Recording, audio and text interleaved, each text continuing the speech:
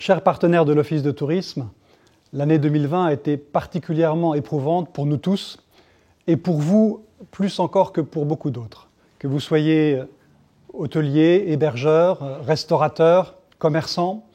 taxis, transporteurs ou guides conférenciers, vos activités ont été très sévèrement impactées par la crise sanitaire. Même si nous avons pu accueillir beaucoup de visiteurs et de touristes pendant la saison estivale, il est évident que les bons chiffres enregistrés ne sont pas de nature à compenser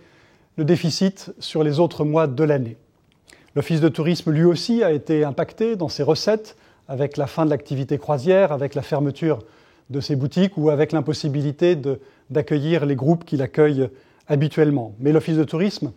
a pu compter sur la solidarité et sur le soutien de la communauté urbaine Le Havre-Seine Métropole, auquel il est adossé.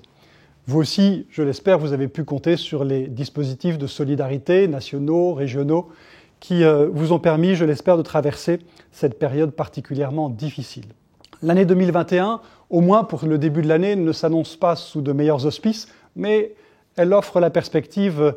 d'une amélioration de la situation au fur et à mesure que le vaccin sera délivré. Et on peut espérer progressivement un retour à la normale, peut-être pour le printemps ou sinon pour la prochaine saison estivale. Sachez que d'ores et déjà, nous travaillons à l'organisation de deux grands événements, un été au Havre, une nouvelle édition d'un été au Havre pour accueillir toujours plus de visiteurs et de touristes ici, mais aussi une 15e édition de la Transat Jacques Vabre avec une ambition renouvelée grâce au soutien de nos partenaires.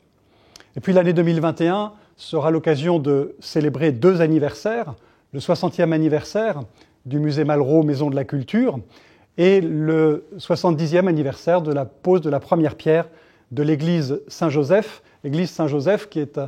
un des monuments les plus visités au Havre et pour lequel la ville du Havre est en train de faire des travaux d'amélioration du parvis qui sont de nature à mettre en valeur ce chef-d'œuvre d'Auguste Perret. Je voudrais terminer en vous souhaitant à toutes et à tous une bonne année 2021, une année pleine de courage, de ténacité, d'enthousiasme aussi, de résistance d'une certaine façon face à l'adversité. Et vous souhaitez une année de retour à une vie normale, une année de retour à une situation plus prospère pour vous et pour chacun d'entre nous, de manière à ce que nous puissions aussi, dans les meilleurs délais, je l'espère, travailler ensemble à la promotion du Havre en tant que destination touristique. Bonne année à tous.